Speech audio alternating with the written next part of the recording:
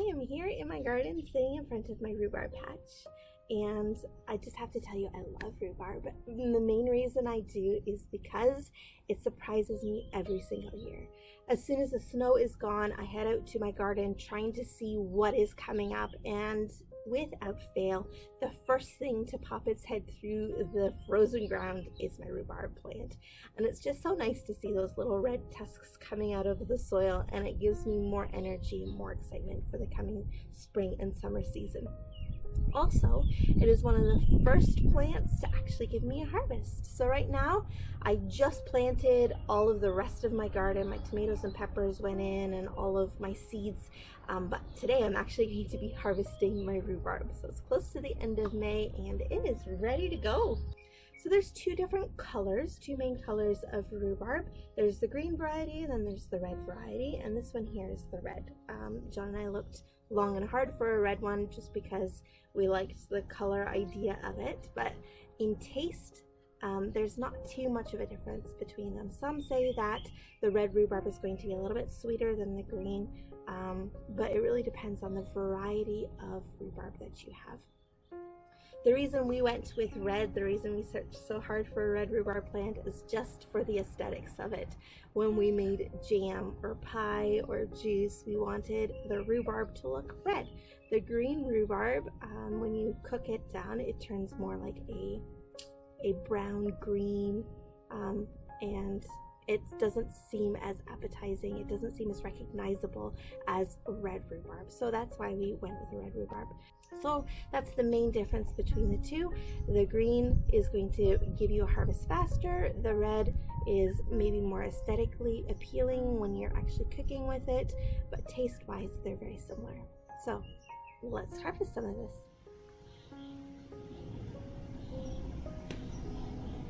So as soon as you do that, you have, if you do it properly, you're going to have a little bit of the crown stuck here. And that just tells you that you've got low enough to the plant. If you snap it, which happens quite often while you're pulling, you just want to go back and grab this extra little bit because it's going to make the rest of the plant healthier for the next time you're able to harvest. So again, you just want to come right close to the base, tug, and you're ready to go. Look at that one. That came out nice. And look how long that is. Nice huge leaf on that one. That was collecting a lot of sunlight for the rest of the plant. So that one's going to be really nice. Now this plant here, you can see these two tubes. This is where a seed head was starting to grow. And I chopped them off just strictly for the reason that if any plant is producing seeds or flowers, it is not focusing on producing leaves. And in the case of rhubarb, the leaves are what I'm trying to harvest.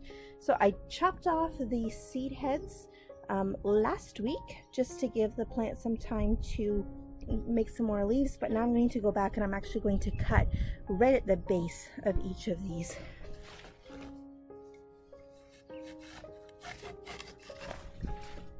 And you can see there, that is just a hollow tube. And I'll just throw that in the compost heap.